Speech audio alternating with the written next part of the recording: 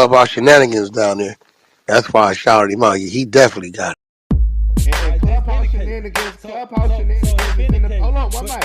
Clubhouse shenanigans is in the room, so this is going on YouTube. Wait, what? We got Clubhouse shenanigans. Hey, I see you had a cameo in that video that Tekashi and Kodak joint, Wack. Saw you on there. Yeah, well, I had to make sure that they knew Kodak was there because of me. You know. Because they go try to twist it on him like a motherfucker. Because see, hey, so was that like a 1 day plan, or because when you speak about it, you kind of like it was all said and done like in a day? Was all that shit done in a day? No, I got the song done a couple months ago. Okay. When I got the song done, Kodak was gonna start releasing music, so I wanted him to get that off. But I'm glad I did because the Gunna, the Boston Richie, and the Finesse 2 Times shit. Without all that, he would have had more backlash. Timing was perfect. Timing was perfect. Timing was everything. But now the video, yeah, we knocked all that shit out. We just did that shit, what, Friday? Last Friday. We did the video Friday. Yeah, we did the video Friday. Yep, we did it Friday. You did the video. So y'all, so the video was shot in a day. Nigga, the video, we shot that motherfucking video in 2 hours. We did 2 hours with him and Kodak. He left it set up, he switched cars, and then when his girl flew in Monday, he shot her. And then he went to edit it. You know, 6ix9ine do video, that's what he was doing before he was rapping, so he do all his own videos, edit all that. Okay. Nigga saving mad money, he get it. Yeah. Yeah, so was it, so let me ask, so was it your idea to connect them two, or did Tekashi ask for Kodak? Well, like how did the that all? first time I connected them was the day of the video. They never seen each other, none of that, talk to each other, nothing. That was just whack. They didn't see each other until the day of the video. That night, first time they saw each other. Talked. Right. So that was kind of genius on your part, because you would never think like Kodak and Tekashi together. You know what I'm saying? Well, you know, I didn't want to come with somebody that was beneath Tekashi when it came to status quo of the industry, because then it would have been like, yeah, all right. You know what I'm saying? So the fact that I announced the NBA shit, which was happening, I got the record and all that, but I pulled back off of it. I said, well, it gotta be somebody that makes sense, that's on the level. You know what I mean? And so I'm looking at numbers, right? 6ix9ine got a predominantly, his following is the kids, is like, right now it's like a 16 to, you know, like 23. That's his shit. Urban. And then Latin, he has a 16 probably to about 32. Kodak is like a 15 to 31 spread, all urban. And then the chick is huge. She like a 18 to 35 Latin. So this gonna help Kodak because he's gonna tap into the Latin market. He'll get a 20-30% boost on his numbers across the board, even on old music, because they'll go, who is he, and they'll go listen in that part of it. But I'm going to stream on the urban side now from like 15 to 32, and the Latin side I got like a 16 to 35 because of the female and because of Kodak. Yeah, that's an international record, right? All day. Yeah.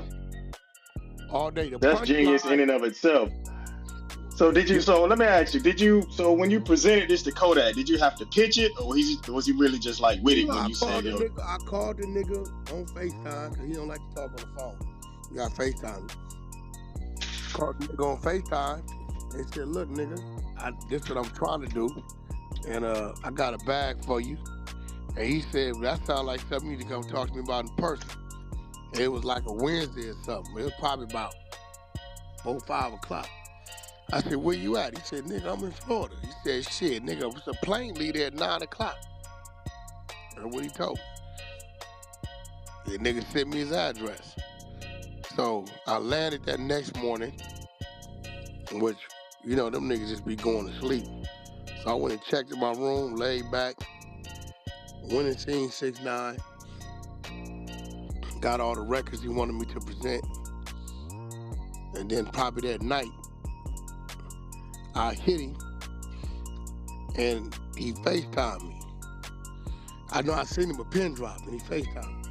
He said, nigga, is you really at my studio? I said, I'm across the street at this motherfucking gas station. Nigga look like they said doing everything under the sun.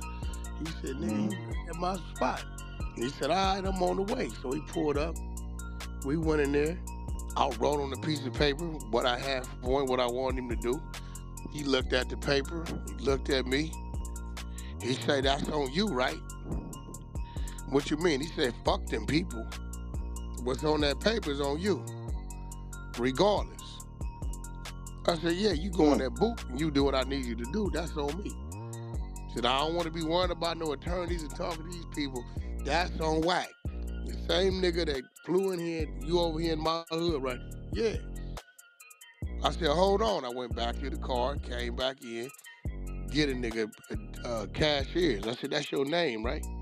Yeah, I said, there you go. I gave him a cashiers for $1 million before he get in the booth. He get in the booth, he get out and do his shit. I said, I'm gonna bring you back in when we get the video and everything else knocked out. He said, the back end? I said, yeah, read the paper.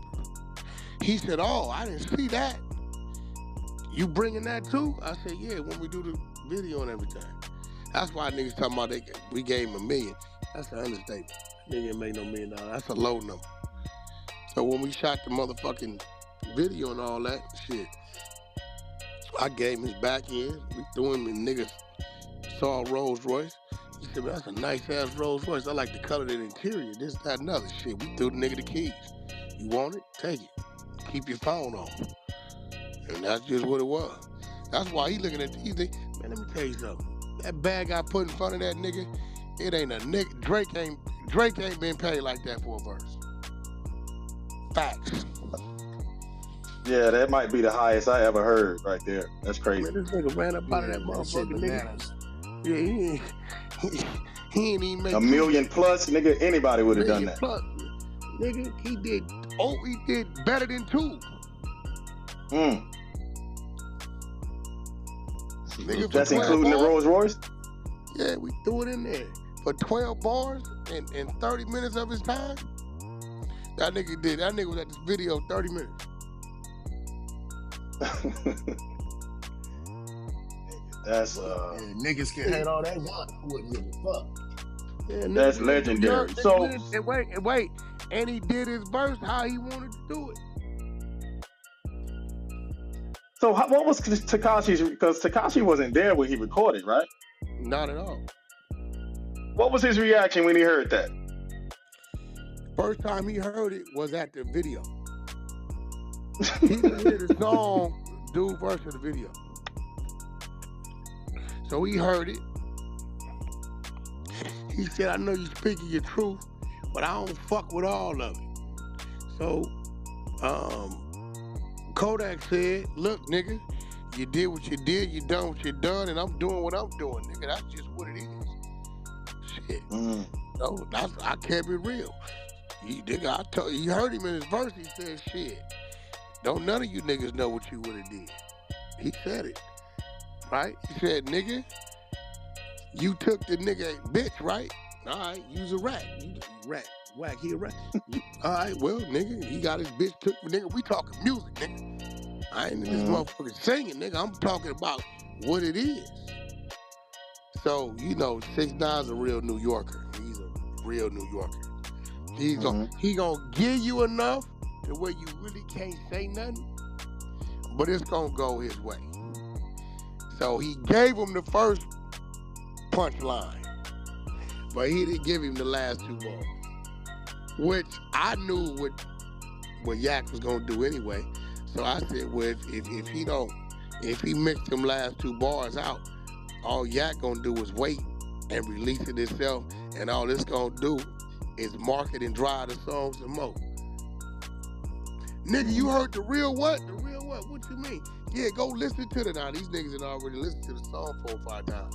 Now they going back and listen to it again to compare it to that. That's all I saw. Genius. You know, okay, so he did veto and come in and change something up. No, he just mixed it out. You ain't gotta change nothing. It's the end of the song. It ain't like he said it in the middle. All he did was he looped the bars right before those bars and faded it out. That's all he did. But Jack got the original. I knew he was gonna let it go. Well, shit, it's just marketing and promoting at that point in time. You ain't heard 6ix9ine go. You ain't seen 6ix9ine mad about him letting it go. Can't be mad. That nigga been straight posting that shit, getting them views. Hey, so Wack, do you respect the more organic shit? Like, or is it about the bread? Like, is it more organic or like all the that relationships? Nigga drop a song on a Saturday, nigga. It's organic. Okay, thank you.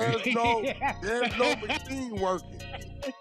That bitch did 5 million in 24 hours on the Natch. That's crazy. The label has not touched it.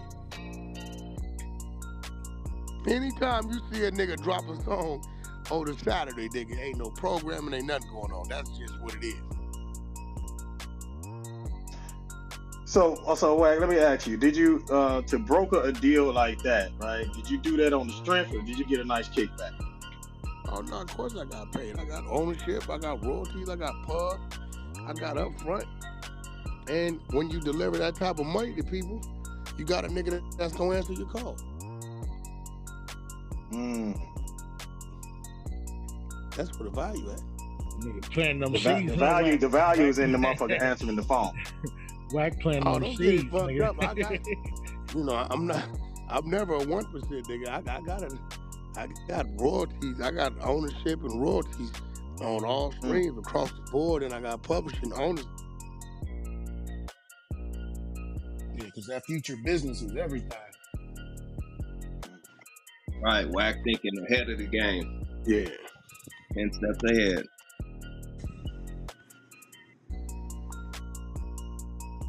You're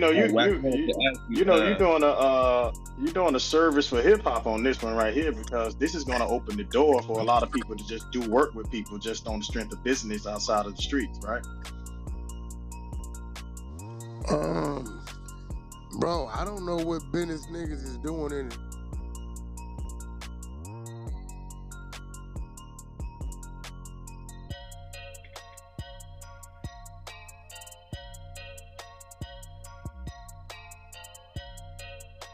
It's the paper, man.